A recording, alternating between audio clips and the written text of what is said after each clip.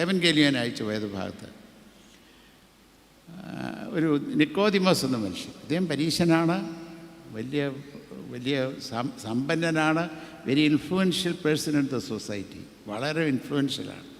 ആ മനുഷ്യനാണ് രാത്രിയിൽ യേശുവിനെ കാണുന്നത്. അതെന്താ കാരണം എന്ന് വെച്ചാൽ, ഇത്രയും പ്രഗത്ഭനായൊരു മനുഷ്യൻ വന്ന് ഈ ആശാരി ചെറുക്കൻ്റെ മുമ്പിലിരുന്ന് കാര്യങ്ങൾ ചോദിക്കുന്നതിൻ്റെ ക്ഷീണം കാണുമായിരിക്കാം, എനിക്കറിയാൻ പറ്റും. അതേ അങ്ങനെ എഡ്യൂക്കേറ്റഡോ അല്ല യേശു കർത്താവ്, അങ്ങനെ വലിയ എഡ്യൂക്കേറ്റഡ്, എഴുതാനും വായിക്കാനും ഒക്കെ അറിയാം കവിച്ച്. അദ്ദേഹത്തെ പോലെ പഠിച്ചവനോ വലിയ ഉന്നത വിദ്യാഭ്യാസം നേടിയവനൊന്നുമല്ല. അപ്പോൾ യേശുവിൻ്റെ അടുത്തേക്ക് രഹസ്യമായിട്ട് വന്നിച്ച് പറയാണ്, ദൈവം നിന്നെ എടുത്ത് ഉപയോഗിക്കുന്നുണ്ടെന്ന് നിങ്ങൾക്കറിയാം, അല്ലാതെ ദൈവത്തിൻ്റെ കൈ നിന്നോട് കൂടെ ഇല്ലെങ്കിൽ നീ ഇപ്പോൾ ചെയ്യുന്ന പ്രവർത്തനങ്ങളൊന്നും ചെയ്യാനായിട്ട് സാധിക്കില്ലെന്ന് എനിക്കറിയാം. അതൊക്കെ അക്നോളജ് ചെയ്യുന്നുണ്ട്. അപ്പോൾ അദ്ദേഹത്തിൻ്റെ സമൂഹത്തിലുള്ള സ്ഥാനം, കോൺട്രിബ്യൂഷൻസ്, ഇതെല്ലാം തന്നെ എടുത്ത് കാണിച്ചുകൊണ്ടും ഒക്കെ സംസാരിക്കുകയാണ്. അപ്പോഴാണ് കർത്താവ് പറയുന്നത്, എന്താ പറഞ്ഞു, രണ്ട് കാര്യങ്ങളാണ് അവിടെ പറയാനായിട്ട് ശ്രമിക്കുന്നത്. ഒന്ന്, നിത്യജീവൻ പ്രാപിക്കേണ്ടതിൻ്റെ ആവശ്യകതയെക്കുറിച്ച് ഓർമ്മിപ്പിക്കുന്നു. ഇതെങ്ങനെ കിട്ടും, എങ്ങനെ സാധിക്കും, ഈ രണ്ട് കാര്യങ്ങളെക്കുറിച്ചാണ് ഇന്നത്തെ വേദഭാഗത്ത് മുഴുവൻ പറയാനായിട്ട് ശ്രമിക്കുന്നത്. കർത്താവ് പറഞ്ഞു, നീ നിത്യജീവൻ പ്രാപിക്കണം, അല്ലേ? നിത്യജീവൻ പ്രാപിക്കണമെന്ന് പറഞ്ഞതിൻ്റെ അർത്ഥം നീ വീണ്ടും ജനനം പ്രാപിക്കണം. നീ വീണ്ടും ജനനം പ്രാപിക്കാതെ നിത്യജീവൻ്റെ അനുഭവത്തിലേക്ക് നിങ്ങൾക്ക് പ്രവേശിക്കാനായിട്ട് ഒക്കില്ല. വളരെ കൃത്യമായിട്ട് കർത്താവ് വീണ്ടും ജനനം പ്രാപിക്കുക. അതുകൊണ്ട് ഇതെങ്ങനെയാണ് വീണ്ടും ജനനം പ്രാപിക്കാനൊക്കെ? നീ എങ്ങനെ വേണം? വെള്ളത്തിലും ആത്മാവിലും ജനിക്കണം, അല്ലേ? അങ്ങനെയല്ലേ പറഞ്ഞു? നീ വെള്ളത്തിലും ആത്മാവിലും ജനിക്കാത്തിടത്തോളം കാലം നിനക്ക് വീണ്ടും ജനനം പ്രാപിക്കാൻ ഒക്കത്തില്ല. സാധിക്കുന്നില്ലെങ്കിൽ നിത്യജീവൻ പ്രാപിക്കാൻ ഒക്കത്തില്ല. വലിയ കുഴപ്പമാണ്, അല്ലേ? അദ്ദേഹം വലിയ പ്രഗത്ഭനായ മനുഷ്യനാണ്, അദ്ദേഹത്തെ മോശക്കാരനൊന്നുമില്ല. നമ്മൾ വേദസം വായിക്കുമ്പോൾ അദ്ദേഹം ഈ അവിടുത്തെ നമ്മുടെ കണക്ക് പറഞ്ഞ സഭാ കൗൺസിൽ മെമ്പറാണ്. അതിനൊക്കെ യഹൂദന്മാരുടെ ടോപ്പായിട്ടുള്ള എല്ലാ ഡിസിഷൻ മേക്കിംഗ് ബോഡിയിലുള്ള മനുഷ്യനാണ്. അയാളാണ് ആ സമൂഹത്തെ നിയന്ത്രിക്കുന്ന കൂട്ടത്തിൽപ്പെട്ടവരുടെ കൂടെ, മഹാപുരോഹിതന്മാരുടെ കൂടെയൊക്കെ ഇരുന്ന് സംസാരിക്കുന്നു. പുരോഹിതനല്ല, എന്നാൽ പരീക്ഷ നേതാവാണ്, ആത്മായ നേതാവാണ്. അദ്ദേഹത്തോടാണ് അദ്ദേഹം. അപ്പോൾ കുറേ വെറുതെക്കാരനെ പിടിച്ചൊന്നും നോക്കത്തില്ല. അപ്പം അത്രമാത്രം സ്ഥാനവും മറ്റുള്ളവരാൽ ബഹുമാനിക്കപ്പെട്ടവരുമായ മനുഷ്യനോട് കയറി പറയാണ് യേശു മുഖത്ത് നോക്കി പറയുക, നിൻ്റെ ഈ സ്ഥാനവും മാനവും ഈ വിദ്യാഭ്യാസ യോഗ്യതയും സ്കോളർഷിപ്പൊന്നും അല്ലടാ, അല്ല, അതൊന്നും അല്ല വേണ്ടത്. നീ വീണ്ടും ജന്മം പ്രാപിക്കും, അല്ലാത്തിടത്തോളം നിനക്ക് നിത്യജീവൻ്റെ അവകാശിയാണ് ഒക്കെ, അല്ലേ? ഇത് ഭയങ്കര ചോദ്യമാണ്, അല്ലേ? ഇത് ഭയങ്കര പ്രശ്നമാണ്. ഇത് ഓരോരുത്തരോടുമുള്ള ചോദ്യമാണ്, നമ്മളോട് ചോദ്യമാണ്, എന്നോടുള്ള ചോദ്യമാണ്, നിങ്ങളോടുള്ള ചോദ്യമാണ്. എന്നാൽ സഭ എന്താണ് പഠിപ്പിക്കുന്നത്, അല്ലേ? സ്നാനമേറ്റ ഓരോ മനുഷ്യനും വീണ്ടും ജന്മം പ്രാപിച്ചത്. സ്നാനത്തോടൊപ്പം പരിശുദ്ധാത്മാവിൻ്റെ നൽവരത്തെ അതിൻ്റെ പ്രതീകമായി രണ്ട് മൂന്ന് സ്ഥാപന വാക്കുകളുണ്ട്, അല്ലേ? വീണ്ടും ജനനത്തിൻ്റെ അടയാളമായി പിതാവിൻ്റെയും പുത്രൻ്റെയും പരിശുദ്ധ റൂഹായുടെ നാമത്തിൽ എന്തുണ്ട്? വിശുദ്ധ തൈലം കൊണ്ട് മുദ്രയിടപ്പെടുന്നു, അല്ലേ? പാവമോചനത്തിൻ്റെയും നിത്യജീവൻ്റെയും പ്രത്യാശയിൽ പിതാവിൻ്റെയും പുത്രൻ്റെയും പരിശുദ്ധ റൂഹായുടെ നാമത്തിൽ ഈ പൈതലിനെ സ്നാനപ്പെടുത്തുന്നു. സത്യവിശ്വാസികൾക്ക് നൽകപ്പെടുന്ന പരിശുദ്ധ റൂഹായുടെ പരിപൂർണ്ണ നൽവരത്തിൽ ലക്ഷ്യമായി വിശുദ്ധ മോറോൺ കൊണ്ട് അഭിഷേകം ചെയ്യപ്പെടുന്നു. അപ്പോൾ സഭ പഠിപ്പിക്കുന്നതും കർത്താവ് ആവശ്യപ്പെട്ടിട്ടുള്ളതും ഇതുതന്നെയാണ്. ഒന്നാണ് നീ എന്തു ചെയ്യണം? ആത്മാവിനാലും വെള്ളത്താലും അഭിഷേകം ചെയ്യപ്പെടുന്നു, നീ സ്നാനപ്പെടുന്നു. അപ്പോഴാണ് നീ നിത്യജീവൻ്റെ അനുഭവത്തിലേക്ക് പ്രവേശിക്കുന്നത്, നീ വീണ്ടും ജനനം പ്രാപിക്കുന്നു. അങ്ങനെയാണ് നീ നിത്യജീവൻ്റെ അനുഭവത്തിലേക്ക് പ്രവേശിക്കുന്നത്. ഇതാണ് സഭ പഠിപ്പിക്കുന്നത്. സഭ പഠിപ്പിക്കുക എന്ന് പറഞ്ഞാൽ കർത്താവ് പഠിപ്പിച്ച കാര്യം തന്നെയാണ്, അല്ലേ? അപ്പോൾ നമ്മുടെ മനസ്സിലൊക്കെ ഒരു തോന്നലുണ്ട്, അപ്പോൾ സഭ എന്ന് പറഞ്ഞാൽ ആരാണ്? വീണ്ടും ജനനം പ്രാപിച്ചവരുടെ കൂട്ടമാണ് സഭ എന്ന് പറഞ്ഞത്. ഇപ്പം ഞാനിപ്പോൾ ഇവിടുന്ന് ചോദിച്ചാൽ നിങ്ങൾ എത്ര പേർ വീണ്ടും ജനനം പ്രാപിച്ചവരാണെന്ന് ചോദിച്ചാൽ കയ്യോ അധികം പൊങ്ങില്ലെന്ന് എൻ്റെ തോന്നുന്നു. കാരണം ഇത് മനസ്സിലായിട്ടില്ല എന്താ പരിപാടി. അതുകൊണ്ടാണ് കൈവെക്കാൻ. കാരണം നിങ്ങൾ ഈ മാട്രിമോണിയൽ കോഡൊക്കെ നോക്കിയാൽ ചിലപ്പോൾ അതിനകത്ത് ബോൺ അഗെയിൻ പ്രത്യേകിച്ചു അത് നമ്മൾ തന്നെ അറിയാതെ പറയും അവരൊക്കെ ബോൺ അഗെയിനാണ്. ഞാൻ ബോൺ അഗെയിനല്ലെന്നാണ്. അവരൊക്കെ ബോൺ അഗെയിനാന്ന് പറഞ്ഞാൽ ഞാൻ ബോൺ അഗെയിനല്ലെന്നാണ്. വീണ്ടും ജനനം പ്രാപിച്ചത് അതല്ലേ. എന്താണ് അങ്ങനെ തോന്നാൻ കാരണം? നമുക്ക് കൃത്യമായി അല്ലേ സഭയാണ് പഠിപ്പിക്കുന്നത്, സഭ ഈ വിഷയത്തെക്കുറിച്ച് പഠിപ്പിക്കുന്നത് മനസ്സിലാക്കാൻ സാധിച്ചിട്ടില്ല എന്നുള്ളതാണ് കാരണം. അപ്പോൾ സ്നാനമേറ്റിരിക്കുന്ന എല്ലാവരും കർത്താവിൻ്റെ ശരീരമാകുന്ന സഭയിലേക്ക് സ്വീകരിക്കപ്പെട്ടിരുന്നു. അതിങ്ങനെ സാധിച്ചാൽ ആത്മാവിനും വെള്ളത്തിനും സ്നാനം സ്വീകരിക്കുന്നുണ്ട്. സംഭവിക്കുന്ന അതാണ്. അപ്പോൾ നമ്മളൊക്കെ കർത്താവിൻ്റെ ശരീരമാകുന്ന സഭയുടെ അംഗങ്ങളാണ്. ഇവിടുത്തെ ഈ പള്ളിയുടെ അംഗമൊന്നും മർത്തോമാ സഭയുടെ അംഗമൊന്നുമല്ല, അതിനേക്കാൾ അപ്പുറമാണ് അല്ലേ. ഇത് നമ്മൾ കാണപ്പെടുന്നതാണ്, അതിലപ്പുറത്തേക്കുണ്ട്. കർത്താവിൻ്റെ ശരീരമാകുന്ന സഭയുടെ ഭാഗമാണ് ഞാൻ, കർത്താവിൻ്റെ ശരീരത്തിൻ്റെ ഭാഗം. അതാണ് നമ്മുടെ. എന്നാൽ നമുക്ക് എപ്പോഴും തോന്നാനുള്ള സംശയം, ഒരു ഗുണവും കാണാനില്ലല്ലോ അല്ലേ. കർത്താവ് ലോകത്തെ രക്ഷിപ്പാൻ ലോകത്ത് വന്നു. കർത്താവിൻ്റെ മരണം മൂലം ലോകം ഇനി ഈ ലോകത്തെ രക്ഷിക്കും കർത്താവിന് ഒന്നും ചെയ്യാനില്ല, ദൈവത്തിനൊന്നും ചെയ്യാനില്ല. പാപം ചെയ്ത് ദൈവ തേജസ് നഷ്ടപ്പെട്ട മനുഷ്യവർഗത്തെ, ലോകത്തെ തേജസ് നഷ്ടപ്പെട്ട ലോകത്തെ കണ്ടപ്പോൾ ദൈവത്തിൻ്റെ ഹൃദയം കിടന്ന് പിടച്ചതാണ് യേശു. അതുകൊണ്ടാണ് പറയുന്നത് Jesus is the grief of God. ആ യേശു കർത്താവിൻ്റെ മരണത്തിലൂടെ എന്തുണ്ടായി? നമുക്കെല്ലാവർക്കും രക്ഷ സാധ്യമാക്കി. എന്നിട്ട് എന്നാ ഗുണം? ഒരു ഗുണവുമില്ല അല്ലേ. നമ്മുടെ നോട്ടത്തിലാണ് പറയുന്നത്. നമ്മുടെ നോട്ടത്തിൽ കാണുമ്പോൾ എല്ലാം ഇപ്പോഴും പാപത്തിൽ തന്നെ ജീവിക്കുക. എന്താ ഗുണം? എന്താ കുഴപ്പം? ഇത് നമ്മുടെ ആക്കി തീർക്കാൻ സാധിച്ചില്ലെന്നുള്ളതാണ് അല്ലേ. ഇപ്പം നമ്മുടെ ഇന്നത്തെ ഒരു സ്വഭാവം, പൊതുവെ സഭയെക്കുറിച്ച് എടുത്താൽ നമ്മുടെ സ്വഭാവം പറഞ്ഞാൽ, ഇപ്പം നമ്മുടെ അപ്പൻ അദ്ദേഹത്തിൻ്റെ വില്ല് എഴുതിയപ്പോൾ ഒരു 10 ലക്ഷം രൂപ ബാങ്കിൽ നമുക്ക് വെച്ചിട്ടുണ്ട്. 10 ലക്ഷം രൂപ ബാങ്കിലിട്ടിട്ടുണ്ട്. അപ്പം മരിച്ച നിമിഷം മുതൽ 10 ലക്ഷത്തിൻ്റെ ആരാവകാശി ഞാനാണ്. എൻ്റെ അപ്പനിട്ട് വെച്ചതാണെങ്കിൽ അപ്പം മരിച്ച നിമിഷം മുതൽ അതിൻ്റെ അവകാശി ഞാനാണ്. പക്ഷേ നമ്മുടെ പ്രശ്നം എന്താണെന്ന് വെച്ചാൽ, എൻ്റെ കയ്യിലാണെങ്കിൽ 4 പൈസയില്ല. ഞാനിങ്ങനെ പട്ടിണി കിടക്കുക.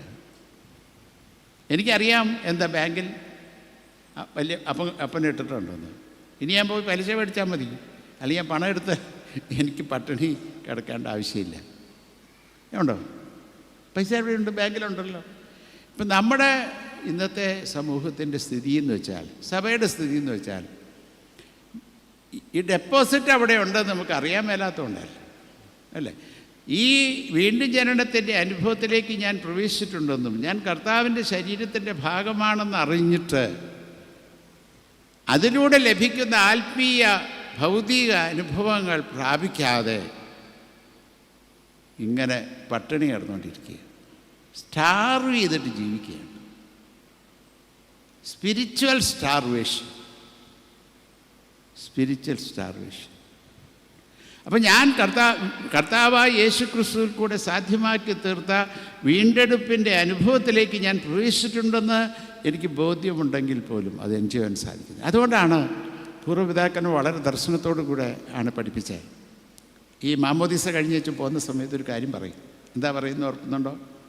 ഇന്ന് ഈ പൈതലിന് വേണ്ടി സാത്താനെ ഉപേക്ഷിക്കുന്നു, മിശിഹായെ കൈക്കൊള്ളുന്നുവെന്ന് പ്രതിജ്ഞ ചെയ്തിട്ടുള്ള മാതാപിതാക്കൾക്കും ജ്ഞാനപിതാവിനോ മാതാവിനോ പ്രത്യേകമായ കടമയുണ്ട്. നിങ്ങൾ ക്രമമായി പൈതലിന് വേണ്ടി പ്രാർത്ഥിക്കണം. അത് എല്ലാവരും ചെയ്യുന്നുണ്ടെന്ന് എനിക്കറിയാം. പ്രാർത്ഥിക്കുന്നുണ്ട്. എന്താ പ്രാർത്ഥിക്കുന്നതെന്നുള്ളത് അഭിപ്രായ വ്യത്യാസം ഉണ്ടാവാം. ഈ പൈതലിന് വേണ്ടി പ്രാർത്ഥിക്കും. ഈ പൈതൽ വളർന്നു വരുന്നതനുസരിച്ച് കർത്താവായ യേശു മിശിഹായിലുള്ള വിശ്വാസത്തിലും സഭയുടെ ഉപദേശത്തിലും വളർത്തിക്കോണം.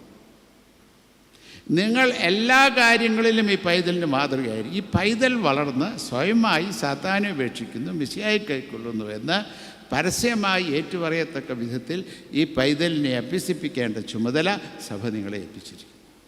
എന്തിനാ അങ്ങനെ പറഞ്ഞ്? അല്ലേ? സ്നാനത്തിലൂടെ കർത്താവിൻ്റെ ശരീരമാകുന്ന സഭയിലേക്ക് തീർന്നില്ലേ?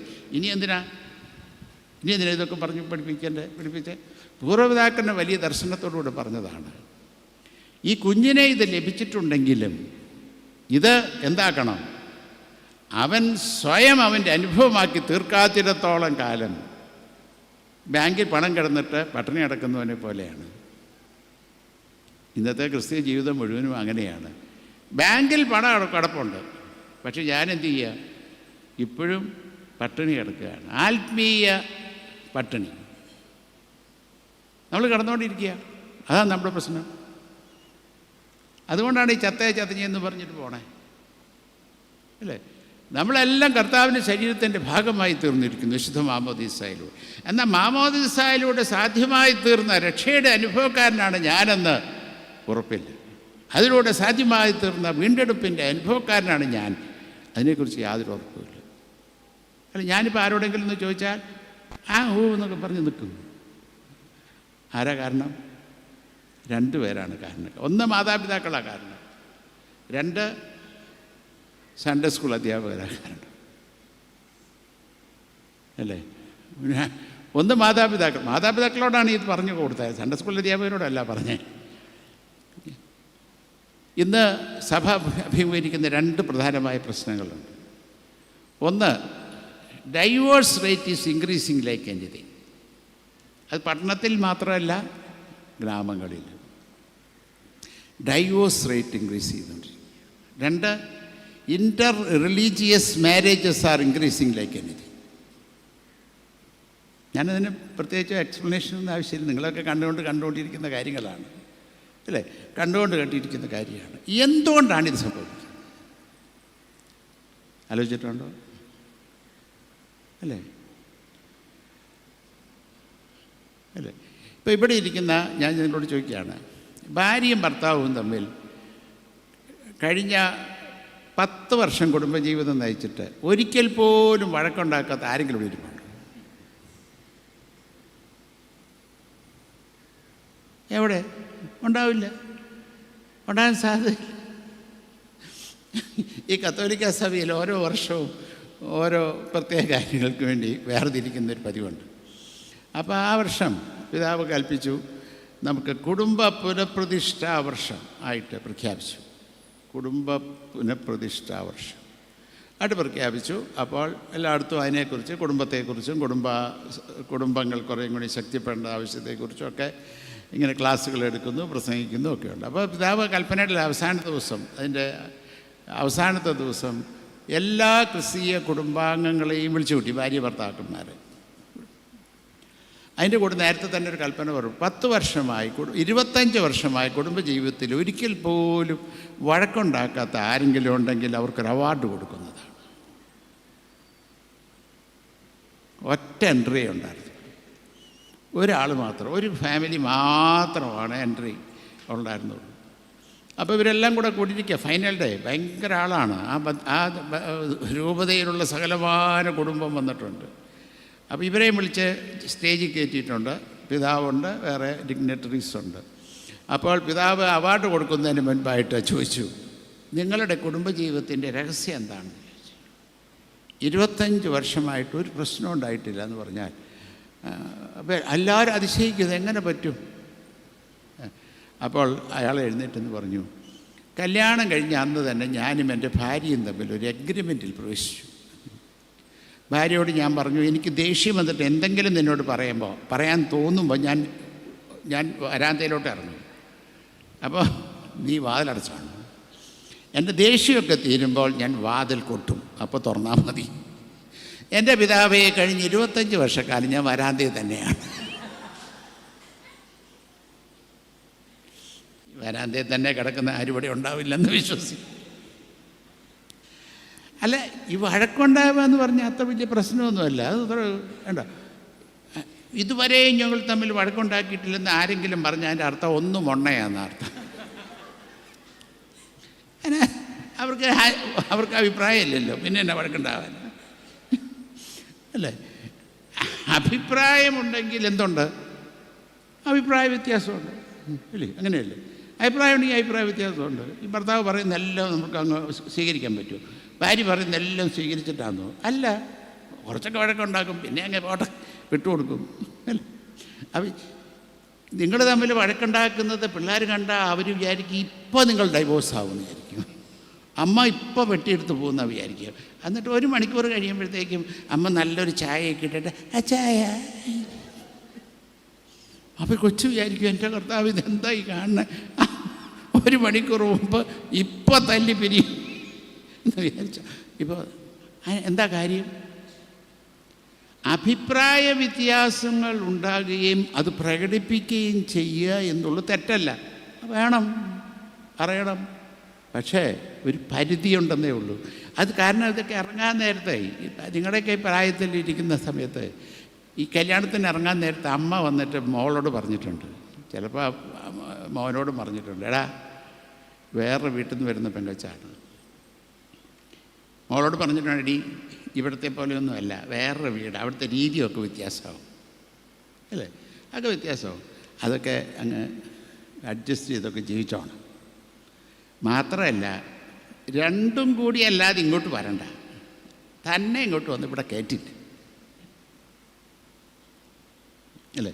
തന്നെ വന്നാൽ ഇങ്ങോട്ട് കയറ്റത്തില്ല. 2 പേരും വന്നാൽ ഒരു പ്രശ്നമില്ലെങ്കിൽ എപ്പോൾ വടങ്ങി വന്നു, ഇവിടെ കുഴപ്പമില്ല. ഇന്നങ്ങനെയാണ്. ഇന്ന് നേരെ തിരിച്ചാണ്. അമ്മ കാലത്ത് 8 മണിയാകുമ്പോൾ ഫോൺ വിളിക്കും, 10 മണിക്ക് വിളിക്കും, 12 മണിക്ക് വിളിക്കും, അല്ല 3 മണിക്ക് വിളിക്കും, രാത്രിയും വിളിക്കും.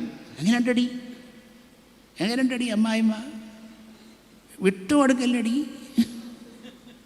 അമ്മ ഇങ്ങനെ കിടന്ന് ഇങ്ങനെ വിട്ടു. അപ്പോൾ അമ്മ എനിക്ക് ഇവിടെ നിൽക്കാൻ മേല, അങ്ങോട്ട് പോകുന്നടി, ഞാൻ നോക്കിക്കോളാം. അവൾ കേൾക്കേണ്ട താമസം പെട്ടിയെടുത്ത സ്ഥലം വിടും. അവിടെയാണ് കുഴപ്പം. പ്രശ്നമില്ലാത്ത ഭവനങ്ങളില്ല. എന്നാൽ പ്രശ്നങ്ങൾ എങ്ങനെ നാം കൈകാര്യം ചെയ്യും? ദൈവത്തോടു കൂടെ കൈകാര്യം ചെയ്യാൻ സാധിക്കുന്നുണ്ടോ? അതിന് ദൈവബോധം ഉണ്ടെങ്കിലേ ഒക്കെ ഉള്ളൂ. എങ്ങനെ സാധിക്കും? കല്യാണം കഴിച്ച കയ്യിലോട്ട് തരുമ്പോൾ എന്താ പറഞ്ഞേ? ഇനി മുതൽ നിങ്ങൾ 2 അല്ല 1 മാതാപിതാക്കളെ വിട്ടേച്ച് നീ ഭാര്യയോട് പറ്റിച്ച് എന്ന് പറഞ്ഞാൽ അവരെ എഴുതി തള്ളണമെന്നൊന്നുമല്ല പറഞ്ഞതിൻ്റെ അർത്ഥം. ആണോ? ഹെൽത്തി റിലേഷൻഷിപ്പ് ഉണ്ടാവണമെന്നാണ് പറഞ്ഞതിൻ്റെ അർത്ഥം. അതൊന്നും നമുക്കറിയാൻ പറ്റില്ല. ഇതാണ് കുഴപ്പം. ഞങ്ങൾ ഒന്നാണെങ്കിൽ എന്തുണ്ടാവും? എങ്ങനെയാണ് ഒന്നാകുന്നത്? എങ്ങനെയാണ് ഒന്നാകണമെങ്കിൽ ഒറ്റ വഴിയുള്ളൂ. എന്താണെന്നറിയാവോ? എത്ര കുഴപ്പക്കാരനാണെങ്കിലും അല്ലെങ്കിൽ എത്ര കുഴപ്പക്കാരത്തിയാണെങ്കിലും ഇത് ദൈവം തമ്പുരാൻ എനിക്ക് തന്ന ഗിഫ്റ്റാണെങ്കിൽ അതിനെങ്ങനെ കണ്ടേനെ? ദൈവം എനിക്ക് തന്നതാണ്. ദൈവം കൂട്ടിച്ചേർത്തതിന് മനുഷ്യൻ വേറെ, അപ്പോഴാണ് ഒന്നാകുന്നത്. ഇതെൻ്റെ തമ്പുരാൻ എനിക്ക്. ഒരുപാട് അഭിപ്രായ വ്യത്യാസങ്ങൾ ഞങ്ങൾ തമ്മിലുണ്ടെങ്കിലും ദൈവമേ, നീ എനിക്ക് തന്ന സമ്മാനമാണല്ലോ എൻ്റെ ഭർത്താവ്. ദൈവമേ, നീ എനിക്ക് തന്ന ഭാര്യയാണല്ലോ, സമ്പാദ്യമാണ്, സമ്മാനമാണല്ലോ എൻ്റെ ഭാര്യ. നിങ്ങളൊന്ന് ആലോചിച്ച് നോക്കി. അങ്ങനെ ആലോചിക്കാൻ തുടങ്ങിയാൽ യു വിൽ ബി വൺ അല്ലേ? ഇന്ന് കുടുംബ ബന്ധങ്ങൾ ശിഥിലീകരിക്കപ്പെടുന്നു. എന്താ കാരണം? ഒന്നേ ഉള്ളൂ അല്ലേ? സഭ മാമോദീസ കഴിഞ്ഞ് കൊടുക്കുമ്പോൾ നിങ്ങളെ ഏൽപ്പിച്ച പണി ചെയ്തില്ല എന്നുള്ളത് കൊണ്ടാണ്. ഞാൻ പറഞ്ഞു 2 ഇൻ്റർ റിലീജിയസ് മാരേജസ്. നമ്മളിന്ന് നല്ല കുട്ടികളെ വളർത്തുക മാത്രമേ ചെയ്യുന്നുള്ളൂ. യേശുവുള്ള കുട്ടിയെ വളർത്താൻ നാം പരാജയപ്പെട്ടു പോയി. നിങ്ങൾ വിചാരിക്കുന്നത് എന്താ ഇതിന് വ്യത്യാസമുണ്ട്? ഞാൻ നേരത്തെ പറഞ്ഞു, മാമോദീസ കഴിഞ്ഞ് കൈ തരുമ്പോൾ പറഞ്ഞു കൊടുത്തേ, ഈ കുട്ടിയെ യേശുവുള്ള കുട്ടിയായി വളർത്തണമെന്നാണ് പറഞ്ഞത്. ഈ കുട്ടി പ്രായമാകുമ്പോൾ പറയണം, യേശുവാണ് എൻ്റെ കർത്താവ്, രക്ഷിതാവ്, എൻ്റെ ദൈവം, എൻ്റെ എല്ലാം യേശുവാണെന്ന് പറയണം. അതുപോലെ വളർത്തിക്കൊള്ളണമെന്ന് പറഞ്ഞേ അല്ലേ? ഞാൻ വളരെ വിനയത്തോടെ ചോദിച്ചു, നിങ്ങൾ എത്ര പേർ ഈ കുട്ടികൾ യേശുവിനെ രക്ഷിതാവും കർത്താവുമായി സ്വീകരിച്ചിട്ടുണ്ടെന്ന് ഉറപ്പ് വരുത്തിയിട്ടുണ്ടോ? എത്ര അപ്പനും അമ്മയും വരുത്തിയിട്ടുണ്ട്? നമ്മൾ we will take it as granted. അങ്ങനെയല്ലയോ? ഞങ്ങളുടെ വീട്ടിലല്ലേ വളർന്നേ. ഞാൻ കൈപിടിച്ച് പള്ളി കൊണ്ടുപോയിട്ടില്ലേ? ഞാൻ സൺഡേ സ്കൂളിൽ കൊണ്ടുപോയിട്ടില്ലേ? പിന്നെ എന്നാ വേണം? അതുകൊണ്ടൊന്നും ഗുണമില്ല.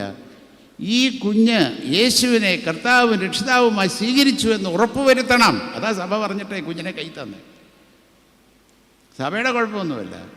ആരുടെ കുഴപ്പമാണ്? മാതാപിതാക്കൾ അവരെ ഏൽപ്പിച്ച ഉത്തരവാദിത്വം നിർവഹിക്കുന്നില്ല എന്നുള്ളതാണ് കാരണം. ഞാൻ ചെങ്ങന്നൂർ ഭദ്രാസനത്തിൽ ചാർജ് എടുത്തപ്പോൾ ഞങ്ങളുടെ യുവജനങ്ങളെ കാണാൻ വേണ്ടി ഒരു ശ്രമം നടത്തി. 16 സ്ഥലത്ത് വെച്ചാണ് കുട്ടികളെ കണ്ടത്. ഒരു 4-5 ഇടവകളിലെ കുട്ടികളെ ഒരുമിച്ച് വിളിച്ചു കൂട്ടി. ഒരു ആവറേജ് 100 കുട്ടികൾ വന്നിരുന്നു, ഓരോ സ്ഥലത്ത്, ഓരോ ഭാഗത്തും. നിങ്ങൾ ആലോചിച്ചോണ്ട് എത്ര ചെറുപ്പക്കാരവിടെയുണ്ട്. അപ്പം ഇവരൊന്നും അധികം പേരൊന്നും പള്ളി കയറുന്നൊന്നും അല്ലായിരിക്കും. ഇപ്പം മെത്രാൻ വിളിച്ചപ്പോൾ പോട്ടെ എന്ന് വിചാരിച്ചാലും കൂടെ വന്നും കൂടി ആയിരിക്കും. അപ്പോൾ അവരൊരുപാട് ചോദ്യം. ഞാൻ പ്രസംഗിക്കുകയൊന്നും ചെയ്തില്ല. അവരോട് ചോദിച്ചു, എന്താ നിങ്ങൾക്ക് പറയാനുണ്ട്. എല്ലാം ഒരുപാട് ചോദ്യങ്ങൾ, നല്ല രസമായ സെഷൻസ്. അപ്പോൾ എല്ലാം കഴിഞ്ഞപ്പോൾ ഞാൻ അവസാനം ചോദിച്ചു, ഞാൻ 3 ചോദ്യം, ഇത്രയും ചോദ്യങ്ങൾ നിങ്ങൾ എന്നോട് ചോദിച്ചില്ല. അപ്പം നിങ്ങളോടൊരു 3 ചോദ്യം ഞാൻ ചോദിക്കാൻ പോകുന്നു. അപ്പോൾ ഞാൻ ഒന്നാമത്തെ ചോദ്യം, നിങ്ങളുടെയൊക്കെ എത്ര വീടുകളിൽ കാലത്തും വൈകിട്ടും വീട്ടുപ്രാർത്ഥനയുണ്ടെന്ന് കൈ വെക്കാൻ പറ്റും? നിങ്ങൾ പറ, എത്ര കൈ വാങ്ങിക്കാണും?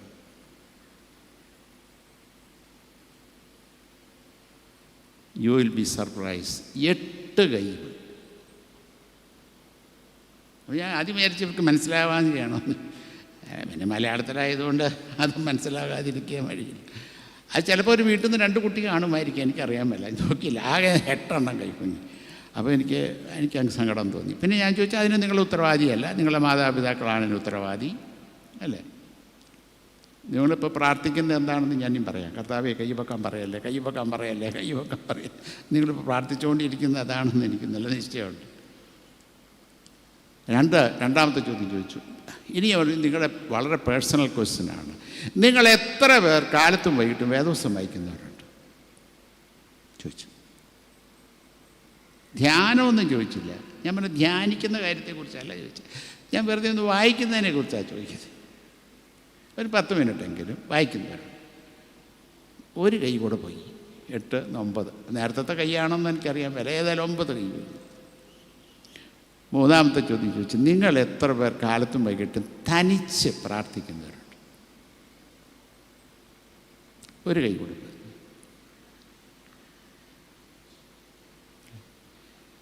അത് ചെങ്ങന്നൂരിൻ്റെ പ്രത്യേകതയല്ല, മാർത്തോമാ സഭയുടെ പരിച്ഛേദമാണ്. ഇന്നത്തെ മാർത്തോമാ സഭ പരിച്ഛേദമാണ്. ആരാ ഉത്തരവാദി? നമ്മളെ സഭ ഏൽപ്പിച്ചു തന്നപ്പോൾ സഭ നമ്മളോട് പറഞ്ഞത് ചെയ്യാവുന്നതുകൊണ്ടാണ്. ഈ കുട്ടി യേശുവുള്ള കുട്ടിയായി വളർത്തിയില്ല, നല്ല കുട്ടിയായി വളർത്തി. ആ കൊച്ചിന് നല്ല വിദ്യാഭ്യാസം കൊടുത്തിട്ടുണ്ട്, മൂല്യങ്ങൾ കൊടുത്തിട്ടുണ്ട്. അതിലൊന്നും എനിക്ക് അഭിപ്രായ വ്യത്യാസമില്ല. നല്ല കുട്ടിയായി വളർത്തി. ഈ കുട്ടി വീട്ടിലിരിക്കുമ്പോൾ നല്ല കുട്ടിയാണ് അല്ലേ? സൺഡേ സ്കൂളിൽ പോകുമ്പോൾ നല്ല കുട്ടിയാണ്, യുവരസയ്ക്ക് പോകുമ്പോൾ നല്ല കുട്ടിയാണ്. 12th കഴിഞ്ഞേച്ച് അവൻ നമ്മുടെ കയ്യിൽ നിന്ന് വിടുമ്പോൾ അവളുടെയും അവൻ്റെയും തനി നിറം അപ്പോഴേ അറിയാവൂ. അപ്പോഴും നല്ല കുട്ടിയാണ്, കുഴപ്പമില്ല. ജോലി കിട്ടി, ജോലിയൊക്കെ ആയപ്പോഴും നല്ല ജോലിയാണ്. അപ്പോൾ നമ്മളെന്ത് വിചാരിക്കും?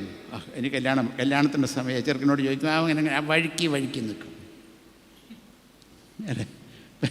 പെൺകൊച്ചിനോട് ചോദിക്കുമ്പോൾ അവളെങ്ങനെ പിന്നെ ആവട്ടെ ചെയ്യാം, വയസ്സായില്ല, പ്രായമായില്ല, അങ്ങനെ ആവട്ടെ എന്നൊക്കെ പറഞ്ഞിങ്ങനെ വഴിക്ക് നിൽക്കും. അമ്മ സേവിയാ സംഘത്തിൻ്റെ സെക്രട്ടറിയാണ്, അപ്പൻ ഇടവ് മിഷൻ്റെ സെക്രട്ടറിയാണ്. എന്നുവെച്ചാൽ നല്ല ആത്മീയ പള്ളിയുമായിട്ട് നല്ല ബന്ധമുള്ള വീടാണ്. കുറച്ച് കഴിഞ്ഞപ്പോഴത്തേക്കും അവൻ വന്ന് വെച്ചാൽ അമ്മയെ കാണാൻ വന്ന് അമ്മയുടെ അടുത്ത് ഇങ്ങനെ ഇങ്ങനെ വട്ടം കറങ്ങി. എന്നിട്ട് അമ്മയോട് പറയാം, അമ്മേ ഒരു കാര്യം. എന്താടാ? അമ്മേ ഞാനൊരാളെ കണ്ടുവച്ചിട്ടുണ്ട്. ഹല്ലേലൂയ സ്തോത്രം. അമ്മ ദീർഘനാൾ പ്രാർത്ഥിച്ചുകൊണ്ടിരിക്കുകയല്ലേ അമ്മ, ഇവനെങ്ങനെയെങ്കിലും സംഭവിക്കാൻ വേണ്ടി. ചോദിച്ചു വന്നപ്പോഴല്ലയോ പരിപാടി തെറ്റിപ്പോയി. എവിടത്തെയോ ഒരു പെൺകൊച്ച് കരച്ചിലായി, കണ്ണുനീരായി, ബഹളമായി. അത് ഒരാളെ സ്തോത്രം പറഞ്ഞ അമ്മ കരയാൻ തുടങ്ങി. എൻ്റെ കൺമുൻപിൽ എൻ്റെ ഒരു ഡയോസിസിലെ സേവിയാസംഘ സെക്രട്ടറി ഇങ്ങനെ നിലത്തോട്ട് വീണു. ഞാൻ നേരത്തെ പറഞ്ഞതാ വിഷയം. ഇങ്ങനെ മനുഷ്യരുടെ മുഖത്ത് നോക്കാൻ പറ്റുമോ? പിന്നെ കരച്ചിലും പിരിച്ചിലും ഒക്കെ നടത്തിയിട്ട് ഒരു കോംപ്രമൈസിലെത്തി എവിടെയെങ്കിലും കൊണ്ടുപോയി രഹസ്യമായി കൊണ്ട് മുക്കും. എന്നിട്ട് ലൈസൻസ് മേടിച്ചിട്ട് പള്ളി കാലത്ത് കിട്ടും, വൈകിട്ട് അമ്പലത്തിൽ കിട്ടും. പിന്നെ ജീവിതത്തിൽ വെളിയിലും കയറിയിട്ടില്ല, അമ്പലത്തിലും കയറിയിട്ടില്ല, എവിടെയും കയറിയിട്ടില്ല. നമ്മുടെ അഭിമാനം കാത്തു എന്ന് മാത്രമേ ഉള്ളൂ. എന്തുകൊണ്ട് ചോദിച്ചിട്ടുണ്ട്. ഞാനിതൊക്കെ പറയുന്നൊരു പഴഞ്ചൻ മനുഷ്യനാണെന്ന് പലരും ചിന്തിക്കുന്നുണ്ടായിരിക്കും. അങ്ങനെ ചിന്തിച്ചാൽ എനിക്കൊരു കുഴപ്പമില്ല. യേശുവുള്ള കുട്ടിയെ വളർത്താൻ പരാജയപ്പെട്ടു പോയതുകൊണ്ട്. അതുകൊണ്ട് ഞാൻ ചോദിച്ചത്, നിങ്ങൾ എത്ര പേർ നിങ്ങളുടെ മക്കൾ യേശുവിനെ കർത്താവ് രക്ഷിതമായി സ്വീകരിച്ചിട്ടുണ്ടെന്ന് ഉറപ്പുവരുത്തിയിട്ടുണ്ട്? സൺഡേ സ്കൂൾ അല്ല, 10 വർഷം മിനിമം നമ്മുടെ കൈ കിട്ടുന്നുണ്ട്. 10 വർഷം, അല്ലെങ്കിൽ 10 അല്ല 10-15 വർഷം കിട്ടുന്നുണ്ട്. അത് കഴിയുമ്പോഴാണ് കുട്ടികളൊക്കെ പഠിക്കാൻ അവിടെ ഇവിടെയൊക്കെ പോകുന്നത്. നമ്മൾ നല്ല ബിരുദ പരീക്ഷയ്ക്ക് നല്ല മാർക്ക് 98 മാർക്ക് വാങ്ങിച്ചിട്ടുണ്ട് കുട്ടികൾ. അങ്ങനത്തെ കുട്ടികൾ നമ്മൾ മിടുക്കരാണ്. എൻ്റെ ചോദ്യം അതൊന്നുമല്ല. ഈ ബിരുദ പരീക്ഷയ്ക്ക് 2 മാർക്ക് കുറഞ്ഞാലും വലിയ ബിരുദിന് വേണ്ടി അവരെ ഒരുക്കിയിട്ടുണ്ടോ? ഈ കുട്ടി ക്ലാസ് കഴിഞ്ഞിട്ട് പോകുമ്പോൾ നിങ്ങളവർക്കൊരു യാത്രയപ്പൊക്കെ കൊടുക്കുന്ന സമയത്ത് ഈ കുട്ടികൾ എഴുന്നേറ്റെന്ന് പറയുമോ, എൻ്റെ സെൻട്രൽ സ്കൂളാണ് എന്നെ യേശുവിനെ കാണാനിടയായത്, യേശുവാണ് എൻ്റെ കർത്താവ്, രക്ഷിതാവ്, എൻ്റെ ദൈവം, എല്ലാം യേശുവാണ്, ജീവിച്ചാലും മരിച്ചാലും ഞാൻ യേശുവിന് വേണ്ടി കാണപ്പെടും. എല്ലാവരും അച്ഛനാവണമെന്നൊന്നുമല്ല ഞാൻ പറഞ്ഞു. എൻ്റെ അർത്ഥം യേശുവുള്ള ഡോക്ടറെ വേണം, യേശുവുള്ള ടീച്ചറെ വേണം. എന്താകും സഭ? ഇതിനെ നാം പരാജയപ്പെട്ടു പോയി. സൺഡേ സ്കൂളും പരാജയപ്പെട്ടു, മാതാപിതാക്കളും പരാജയപ്പെട്ടു. യേശുവുള്ളവനെ നാം വളർത്തിയാൽ അവൾ യേശുവുള്ളവനെ കണ്ടുപിടിക്കുകയുള്ളൂ, യേശുവിനെ ഉള്ളവനെ കാണുകയുള്ളൂ. ഇതൊന്നും നമുക്ക് ഇന്നത്തെ കാലത്ത് പറഞ്ഞാൽ മനസ്സിലാകത്തില്ല. അത് നിലവിളിച്ചിട്ടെന്നാ ഗുണം? കതിരെ കൊണ്ട് വളം വെച്ചിട്ട് വല്ല ഗുണമുണ്ടോ? ഒന്നുമില്ല. ചെറുപ്രായം മുതൽ ദൈവം നമ്മുടെ കയ്യിൽ തരുന്നതാണ്, അല്ലേ? ഇനി ഞാൻ വീണ്ടും ഒരു ചോദ്യം കൂടി ചോദിക്കുകയാണ്. ഇവിടെ ഇരിക്കുന്ന പ്രായമായവർ, മുടി നരച്ച അവരുടെ മനസ്സിലൊരു ചിത്രം എപ്പോഴും ഉണ്ടെന്നാണ് എൻ്റെ വിശ്വാസം. എന്താണെന്നറിയാവോ? മുട്ടയിൽ നിൽക്കുന്ന അപ്പനെ കണ്ട് വളർന്നതാണ്. തിരുവചനത്തിൻ്റെ മുമ്പിലിരുന്ന് നെടുവീർപ്പിടുന്ന അമ്മയെ കണ്ട് വളർന്നിട്ടുള്ളവരാണ്. വലിയ വിദ്യാഭ്യാസമൊന്നുമില്ലെന്നേ, ഇത് കണ്ടിട്ടുണ്ട്. ഞാൻ കണ്ടിട്ട് വളർന്നതാണ്. അമ്മ പണ്ട് ഇൻ്റർമീഡിയറ്റിന് പോയതേ ഉള്ളൂ. ആ സമയത്ത് 17-ാമത്തെ വയസ്സിൽ 16-ാമത്തെ വയസ്സിൽ കല്യാണം കഴിഞ്ഞ ആൾ. ഞങ്ങൾ 6 പിള്ളേരുണ്ട്. എല്ലാ 2 വയസ്സ് 1 വയസ്സിനൊക്കെ വ്യത്യാസമൊക്കെ ഉള്ളൂ. അപ്പം ഞങ്ങളൊക്കെ കിടന്നിട്ട് എഴുന്നേൽക്കുമ്പോൾ ഈ അമ്മ ലൈറ്റൊക്കെ ഓഫ് ചെയ്ത് മുട്ടവിളക്കം വെച്ച് അതിന് തലയെ തുണിയിട്ടിട്ട് ഇങ്ങനെ കുത്തിയിരുന്ന് പ്രാർത്ഥിക്കുന്നത് നെടുവീർപ്പെടുന്ന് ഞാൻ കണ്ടിട്ടുണ്ട്. ഞാൻ ചോദിച്ചിട്ടില്ല, ഇതുവരെ ചോദിച്ചിട്ടില്ല. ഇപ്പം അമ്മ മരിച്ചുപോയി, ഞാൻ ചോദിച്ചിട്ടില്ല. ഇടയ്ക്കൊന്ന് മുള്ളാൻ എഴുന്നേൽക്കുമ്പോഴും ഇത് തന്നെ കാണും. ഞാൻ വിചാരിച്ചിട്ടുണ്ട്, എൻ്റെ കർത്താവേ, ഈ അമ്മയ്ക്ക് എന്നാ പ്രശ്നം? എന്നെ ഇങ്ങനെ കിടന്ന് എന്തിനാണ് ഇത്ര നെടുവീർപ്പ്, ഇത്ര പ്രാർത്ഥന? എൻ്റെ കൺമുമ്പിൽ കാണുന്നതാണ് എപ്പോഴും, അല്ല ഇപ്പോഴും. ഇപ്പം നമ്മുടെ ഇടവക ശുശ്രൂഷകളിലൊക്കെ വരുമ്പോൾ പ്രശ്നം കാണുമ്പോഴും ഉടനെ എൻ്റെ മുൻപിൽ കാണുന്ന ചിത്രം അതാണ്. മുട്ടയിൽ നിന്ന് നെടുവീർപ്പിടുന്ന അമ്മയെ കണ്ട് വളർന്നു. ഇത് ഇവിടെ പ്രായമായവർ കണ്ടിട്ടാണ് വളർന്നത്. എൻ്റെ ചോദ്യം, നിങ്ങളുടെ ഈ കുഞ്ഞുങ്ങൾക്ക് ഇത് കണ്ടിട്ടുണ്ടോ എപ്പോഴെങ്കിലും? മുട്ടയെ നിൽക്കുന്ന അമ്മയെ കണ്ടിട്ടുണ്ടോ? തിരുവചനത്തിൻ്റെ മുമ്പിലിരുന്ന് നെടുവീർപ്പെടുന്ന അപ്പനെ കണ്ടിട്ടുണ്ടോ? എവിടെ? ഇതിനുള്ള ഭാഗ്യം ഈ തലമുറയിലുള്ളവർക്ക് നഷ്ടപ്പെട്ടു പോയെങ്കിൽ, പിന്നെ അവർ നഷ്ടപ്പെട്ട് വല്ല വഴിക്കും പോയെങ്കിൽ ആരെ കുറ്റം പറയാനാണ്? ഇത് നമ്മുടെ പുനഃപ്രതിഷ്ഠയുടെ ദിവസമാകണം ഈ ഇടവക ദിനം, അല്ലേ? അടുത്ത ഇടവക ദിനത്തിൽ റിപ്പോർട്ട് പറയാൻ സാധിക്കണം. ഇവിടെ 240 എത്രയാണ്? 250 വീടുണ്ട്. ഈ 250 വീട്ടിലും കാലത്തും വൈകിട്ടും വീട്ടുപ്രാർത്ഥനയുണ്ട്. ഈ ഇടവകയിലെ സകലരും യേശുവാണ് അവരുടെ കർത്താവ്, രക്ഷിതാവ്, എല്ലാം യേശുവാണെന്ന് പറയും. എന്ത് സംഭവിക്കുന്നല്ലോ ചോദിക്കും. എൻ്റെ കാര്യം, ഈ ഇടവക കത്തും. തീ കൊണ്ടല്ല, ആത്മീയ തൃഷ്ണത കത്തും. ഞാൻ കത്തുന്നത് ചുറ്റുപാടും കാണും, കണ്ടുപിടിക്കും. നോക്കടാ, അവിടെ ഒരു ഇടവകയുണ്ട്, കാണണം. ഇത് ഈ സഭയ്ക്ക് ഉണ്ടാവണം. ഈ നവീകരണ കാലഘട്ടത്തിൽ ഈ സഭയിൽ എത്ര പേരുണ്ടായിരുന്നു? വളരെ കുറച്ച് പേര്. ആ പമ്പയുടെ കരയിലൊക്കെ അവിടെ ഇവിടെയൊക്കെ കുറച്ച് പേരുണ്ടായിരുന്നു. അല്ലാതെ അതും വെറും സാധാരണക്കാരായ കുറച്ച് പേരൊക്കെ ഉള്ളൂ. ഇതിനെന്തേ ഈ സഭ ഈ ലോകം മുഴുവനും മുമ്പേ പറക്കുന്ന പക്ഷിയെപ്പോലെ വളർന്നു വരുവാനുള്ള കാരണം എന്താണെന്നറിയാമോ? ഞാൻ നേരത്തെ പറഞ്ഞതാണ്. അന്ന് ഈ സഭയിൽ 100% പറയും യേശു കർത്താവാണ് എൻ്റെ എല്ലാം. ഇത് ഈ തലമുറയിൽ ഉള്ള തലമുറകളിലേക്ക് ഇത് പകരുവാൻ തക്കവണ്ണം മാതാപിതാക്കളെ നിങ്ങൾ ശ്രമിക്കുന്നില്ല എങ്കിൽ സായിപ്പിൻ്റെ നാട്ടിൽ സംഭവിച്ചത് നമുക്ക് സംഭവിക്കും. സായിപ്പിൻ്റെ നാട്ടിൽ സംഭവിച്ചെന്ന് പറഞ്ഞു ലോകമെമ്പാടും മിഷണറിമാരെ അയച്ച ഒരു സഭയാണ് ഇംഗ്ലണ്ടിലെ സഭ.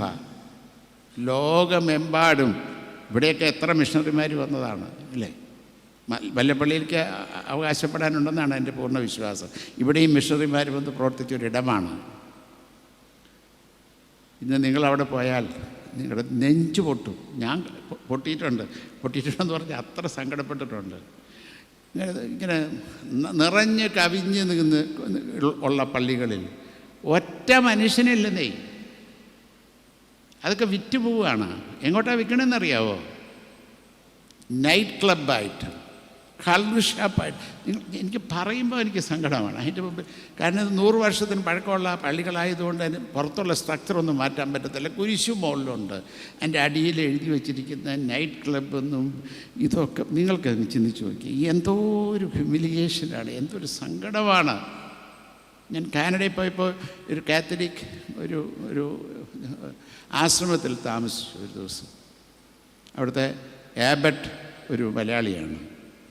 അദ്ദേഹം പറഞ്ഞു ഇത് ഞങ്ങളുടെ പള്ളിയാണ്. ഒരു കാലത്ത് ഇത് നിറഞ്ഞ് കവിഞ്ഞ് ആൾക്കാരുണ്ട്. വലിയൊരു പള്ളിയാണ്. അങ്ങ് ആകാശം മുട്ടെ പൊക്കി നിൽക്കുന്നത്. ഇന്ന് ഒറ്റ മനുഷ്യനില്ല. ഞങ്ങൾക്ക് അഫോർഡ് ചെയ്യാൻ മേല. അതിന് ഇലക്ട്രിസിറ്റി ബില്ലും അതിൻ്റെ ഹീറ്റിങ്ങും അതിനുള്ള പൈസ ഇല്ല. സർക്കാർ എടുത്തു. അതുകൊണ്ട് സർക്കാർ സർക്കസ് കമ്പനിക്ക് വിട്ടിരിക്കുകയാണ്. അപ്പോൾ ഞാനെൻ്റെ മുമ്പിൽ വെച്ച് കണ്ടപ്പോൾ ഞാനൊന്ന് എന്താ അതിനകത്ത് നടക്കുന്നതെന്നൊന്ന് വിചാരിച്ച് കയറി. സ്റ്റെപ്പുകളാണ്. സ്റ്റെപ്പ് കയറി മുമ്പിൽ അപ്പോൾ ഗ്ലാസ് ഡോറാണ്. അതിൻ്റെ അകത്തോട് നോക്കുമ്പോൾ ട്രപ്പീസിയം പഠിക്കുകയാണ്. നിങ്ങളൊന്ന് ആലോചിച്ച് നോക്കി. തമ്പുരാനെ ഇങ്ങനെ കവിഞ്ഞ് കിടന്ന അങ്ങനെ ആരാധിച്ചുകൊണ്ടിരുന്ന ഇടത്തിന് വന്നിരിക്കുന്ന ഗതികേട് എന്ന് പറഞ്ഞാൽ എന്താണ് കാരണം? തലമുറകളോട് യേശുവിനെ പറഞ്ഞില്ല, യേശുവിനെ പരിചയപ്പെടുത്തി കൊടുത്തില്ല, യേശുവിനെ കുറിച്ച് പറഞ്ഞു. അത്രയേ ഉള്ളൂ. സൺഡേ സ്കൂൾ പഠിപ്പിക്കുന്ന പോലെ അത്രയേ ഉള്ളൂ. അവന് യേശുവിനെ കർത്താവും രക്ഷിതാവുമായി സ്വീകരിച്ചു എന്ന് ഉറപ്പ് വരുത്തിയില്ല. അവിടെ നാം പരാജയപ്പെട്ടു പോയിരിക്കുക ലോകത്തിൻ്റെ മുൻപിൽ. ഇന്ന് നമ്മൾ പറയും ചെറുപ്പക്കാരില്ല, പള്ളിയിൽ എവിടെ വരുന്നു, പള്ളി വരുന്നില്ല, അങ്ങനെയൊക്കെ നമ്മൾ പറയും. എപ്പോഴും പറഞ്ഞുകൊണ്ടിരിക്കുന്നതാണ് നമ്മൾ. എന്തുകൊണ്ട്? ഞാൻ ഈ ചെറുപ്പക്കാരുടെ കൂടെ ഒരുപാട് സമയം ചിലവഴിക്കുന്ന എന്നോട് പറയുന്നത് എന്താണെന്നറിയാവോ? We are not getting anything from the church. എന്തിനാണ് വേസ്റ്റ് ചെയ്യുന്ന സമയം? അതാ പറഞ്ഞു. എന്താ ഇല്ലയെന്ന് പറഞ്ഞേ? യേശുവിനെ കിട്ടുന്നില്ലെന്നാണ് പറഞ്ഞതിൻ്റെ അർത്ഥം. കൊടുക്കാൻ സാധിക്കുമോ? സാധിക്കണം. മാതാപിതാക്കളെ, നിങ്ങളെ ദൈവം വിശ്വസിച്ചേൽപ്പിച്ച കുഞ്ഞുങ്ങൾ, അവർ യേശുവിന് വിലയുള്ളതാണ്. സ്നാനത്തിലൂടെ അവർക്ക് ലഭിച്ച വീണ്ടെടുപ്പിൻ്റെ സന്തോഷം കർത്താവിൻ്റെ ശരീരമാകുന്ന സഭയിലേക്ക് പ്രവേശിച്ചിരിക്കുന്നു. പൈതൽ വിശുദ്ധ മൂറോൺ അഭിഷേകത്താൽ ആത്മാവാഭിഷേകം പ്രാപിച്ചവർ അത് ഉജ്ജ്വലിപ്പിക്കണം. ആ അനുഭവത്തിൽ അവർ വളർന്നു വരണം. എന്നിട്ട് പറയണം എല്ലാം യേശു. സമൂഹമേ മാറും, ലോകം മാറും, സമൂഹം മാറും അല്ലേ? ഈ നാട് മാറും, ഇടവക മാറും, എല്ലാം മാറും. കാരണം ഒരുവൻ ക്രിസ്തുവിൽ അവൻ പുതിയ സൃഷ്ടിയാണെന്ന് പറഞ്ഞതിൻ്റെ അർത്ഥം അതാണ് അല്ലേ? ഇന്ന് നമ്മൾ ആത്മീയമായി സ്റ്റാർവ് ചെയ്തിരിക്കുകയാണ്, പട്ടിണി കിടക്കുകയാണ്. ഒരുപാടുണ്ട് നമുക്ക് അവകാശപ്പെടാൻ. പട്ടിണിയിലാണ്. നിങ്ങൾ ശ്രദ്ധിച്ചിട്ടുണ്ടോ? ഞാൻ വാക്കുകൾ അവസാനിപ്പിക്കുകയാണ്. ഓരോ പരീക്ഷ വരുമ്പോഴത്തേക്കും കുട്ടികൾ സൂയിസൈഡ് ചെയ്യും. ഒരു A+, B ആയാൽ മതി. അപ്പോൾ 2 മാർക്ക് പറഞ്ഞാൽ ലോകം കീഴ്മേ പറഞ്ഞു. ഇതൊന്നും ഫേസ് ചെയ്യത്തക്ക വിധത്തിലുള്ള എന്തുണ്ട് അവർ വളർത്തുന്നില്ല. ഞാൻ എൻ്റെ ഭദ്രാസനത്തിലെ എനിക്കൊരു 50ഓളം അച്ഛന്മാർ, റിട്ടയർ ചെയ്ത അച്ഛന്മാരുണ്ട്. ഞാനവരെ ഒരു ദിവസം വിളിച്ചു കൂട്ടി. 2-3 പ്രാവശ്യം വിളിക്കാറുണ്ട്. ഒരു പ്രാവശ്യം വിളിച്ചപ്പോൾ അവരോട് ചോദിച്ചു, നിങ്ങൾക്ക് എന്നോട് എന്താ പറയാനുള്ളത്, എൻ്റെ മിനിസ്ട്രിയെക്കുറിച്ച് അതെങ്ങനെ രൂപപ്പെടുത്തണമെന്ന്. ഒരു അച്ഛൻ എഴുന്നേറ്റെന്ന് പറഞ്ഞു, അന്ധവിശ്വാസം വർദ്ധിച്ചുകൊണ്ടിരിക്കുന്നു എന്ന് പറഞ്ഞു. അപ്പോൾ ഞാൻ ചോദിച്ചു, എന്നാ അച്ഛാ അങ്ങനെ പറഞ്ഞേ? മർദ്ദമാ സഭയിൽ അന്ധവിശ്വാസം വർദ്ധിച്ചുകൊണ്ടിരിക്കും. അപ്പോൾ എന്നോട് പറഞ്ഞു, തിരുമേനി, ഇപ്പോൾ ഒരു വീട് കല്ലിടണമെങ്കിൽ ആരാണ് നിശ്ചയിക്കുന്നത്? ഒരു വീട് കൂദാശ നടത്തണമെങ്കിൽ ആരാണ് നിശ്ചയിക്കുന്നത്? കല്യാണത്തിന് പെണ്ണും ചെറുക്കനും പള്ളിയിലേക്ക് ഇറങ്ങുന്നതിന് ആരാണ് നിശ്ചയിക്കുന്നത്? ഞാൻ ചോദിച്ചു, ആരാണ് നിശ്ചയിക്കുന്നത്? ഞാൻ പറഞ്ഞത് എന്താണെന്ന് പിടി കിട്ടിയില്ലേ? നിങ്ങൾക്ക് കിട്ടിയോ? കിട്ടി ഇല്ലേ? കിട്ടി. ഇപ്പോൾ ശ്രദ്ധിച്ചു കഴിഞ്ഞാൽ ഞാനൊരു ഉണർവ് യോഗത്തിന് പ്രസംഗിക്കാൻ പോയി. പ്രസംഗം കഴിഞ്ഞ് വെച്ച് ഇറങ്ങിയപ്പോൾ അച്ഛൻ പറഞ്ഞു, ഞാൻ ഈ കാര്യം പറഞ്ഞു, അന്ധവിശ്വാസത്തെക്കുറിച്ച്.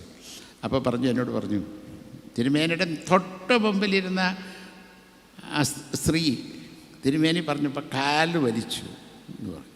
ഞാൻ ചോദിച്ചാൽ എന്താ വെച്ചാൽ, കാലേ കെട്ടുണ്ട്. തിരുമേനി പറഞ്ഞില്ലയോ, കയ്യെ കെട്ടും കാലേ കെട്ടും. ഇനി എവിടെയൊക്കെ കെട്ടില്ലാത്തതെന്ന് ആർക്കറിയാം?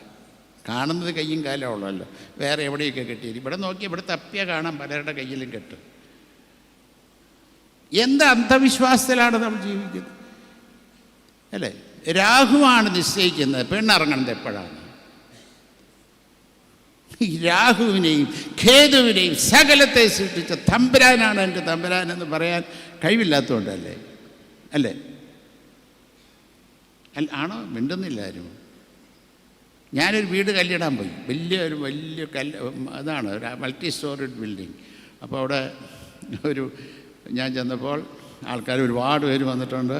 അവിടെ ഒരു മേശ വെച്ചിട്ടുണ്ട്, കല്ല് വെച്ചിട്ടുണ്ട്, കുരിശൊക്കെ അതിന് മുകളിൽ കൊത്തിയിട്ടുണ്ട്. അപ്പോൾ ഞാൻ നോക്കുമ്പോൾ കുഴി കാണാനില്ല. ഞാൻ ചോദിച്ചത് എവിടെയാണ് ഇടുന്നത്? അത് ബേസ്മെൻറ്റിലാണ് ഇടുന്നതെന്ന് പറഞ്ഞു. എന്നാൽ പിന്നെ ഞാൻ കല്ലെടുക്കുക, അവിടെ പ്രാർത്ഥിച്ചിട്ട് അങ്ങ് അവിടെ ഇട്ടാൽ മതിയല്ലോ എന്ന്. അത് വേണ്ടതിന് വേണ്ടി ഇവിടെ മതി എന്ന് പറയും. ഞാൻ എന്തോ കാരണത്താൽ അങ്ങോട്ട് നടന്നു. അവിടെ ഇട്ടാലോ എന്ന് ചോദിച്ചു. അവിടെ ചെന്നപ്പോഴല്ലയോ എന്നെ അവിടെ കയറ്റാത്തതിൻ്റെ കാര്യം മനസ്സിലായി. തൂശനിലയും നിലവിളക്കും സൂത്രവും ഒക്കെ അവിടെ ഇങ്ങനെ വെച്ച് ആരാണ്ട് വന്നിട്ട് പൂജ കഴിഞ്ഞിട്ട് പോയിരിക്കുക. എന്നിട്ട് അതിൻ്റെ മുകളിൽ ഞാൻ തീർക്കും. നിങ്ങളാലോചിച്ചു, അന്ധവിശ്വാസം വർദ്ധിക്കുന്നത് എന്തുകൊണ്ട്? ദൈവവിശ്വാസം കുറഞ്ഞു എന്നുള്ളത് ലക്ഷണം അല്ലേ? ആരാണ് ഉത്തരവാദി? പ്രൈമറി റെസ്പോൺസിബിലിറ്റി എനിക്കാന്ന് ഞാൻ പറയാം. ഞാൻ നിങ്ങളെ ഓർമ്മിപ്പിക്കാത്തത് കൊണ്ടാണ്, എൻ്റെ അച്ഛന്മാർ നിങ്ങളെ ഓർമ്മിപ്പിക്കാത്തത് കൊണ്ടാണ്, ആത്മായ നേതാക്കന്മാർ നിങ്ങളെ ഓർമ്മിപ്പിക്കാത്തത് കൊണ്ടാണ്. ഇത് നമ്മുടെ പുനഃപ്രതിഷ്ഠയുടെ ദിവസമാകണം. ഈ 104ാമത്തെ ജന്മദിനം ആഘോഷിക്കുമ്പോൾ അല്ലേ, നമ്മുടെ ഇത് പറയത്തക്ക വിധത്തിൽ നമ്മുടെ ഇടവകയെ വളർത്തിയെടുക്കുവാൻ സാധിച്ചാൽ നമ്മുടെ ഇടവക ദിനം ആഘോഷങ്ങൾ എല്ലാം അർത്ഥവത്തായി തീരും. ഇതിൽ കുറഞ്ഞ കർത്താവ് അർത്ഥം ആഗ്രഹിക്കുന്നില്ല. നിക്കോദിമോസിനോട് പറഞ്ഞു, നിൻ്റെ ഈ വലിയ പണി ചെയ്തൊന്നും എനിക്ക് കാര്യമില്ല. നീ വലിയ സ്കോളറാണെന്നും നീ വലിയ കാര്യങ്ങൾ ചെയ്യുന്നുണ്ടെന്നും ഒക്കെ പണ്ഡിതനാണെന്നും ഒക്കെ പറയുന്നുണ്ടെന്ന കാര്യം, നീ വീണ്ടും ജനനം പ്രാപിക്കണം. ഞാൻ പറഞ്ഞു, വീണ്ടും ജനനാനുഭവത്തിലേക്ക് നാം പ്രവേശിച്ചിരിക്കുന്നു എന്നുള്ളത് ഉറയ്ക്കണം. ആ ഉറപ്പാണ് നമുക്ക് നമ്മുടെ തലമുറയ്ക്ക് കൊടുക്കണം. നീ വീണ്ടും ജനനം, ആത്മാവിനാൽ വെള്ളത്താലും നീ ജനിച്ചവനാണ്. ഇത് ഇങ്ങനെ വെറുതെ വാക്കാ പറഞ്ഞിട്ട് കാര്യമില്ല. അത് നമ്മുടെ ജീവിതത്തിൻ്റെ അനുഭവമാകുമ്പോഴാണ് എന്താവുന്നത്. ഇങ്ങനെ തല ഉയർത്തിപ്പിടിച്ചുകൊണ്ട് ജീവിതത്തിൻ്റെ എല്ലാ പ്രതികൂലങ്ങളുടെ മധ്യേയും തല ഉയർത്തിപ്പിടിച്ചുകൊണ്ട് യേശു മതി എന്ന് ധൈര്യത്തോടെ പ്രഘോഷിപ്പാൻ സാധിക്കും. അതിന് നമുക്കിടയാകണം. അതിന് ദൈവം തമ്പുരാൻ നമ്മേവരെയും സഹായിക്കട്ടെ. ആ വലിയ അനുഭവത്തിൻ്റെ അംശങ്ങളായി തീരുമ്പോൾ ഒരു കത്തുന്ന സഭ, കത്തുന്ന ഇടവക, അതാണ് നമുക്ക് സ്വപ്നം കാണേണ്ടത്. അതിനായി നമ്മെ തന്നെ പുനഃപ്രതിഷ്ഠ ചെയ്യുവാൻ ദൈവം തമ്പുരാൻ പരിശുദ്ധാത്മാവ് മൂലം നമ്മെ അവരെ സഹായിക്കട്ടെ എന്ന് പ്രാർത്ഥിച്ചും ആശംസിച്ചും എനിക്കും നിങ്ങളോടൊപ്പം ഈ ഇടവദിനത്തിൽ സംബന്ധിപ്പാനിടയായുള്ള സന്തോഷം അറിയിച്ചു വാക്കുകളെ ഉപസംഹരിക്കും.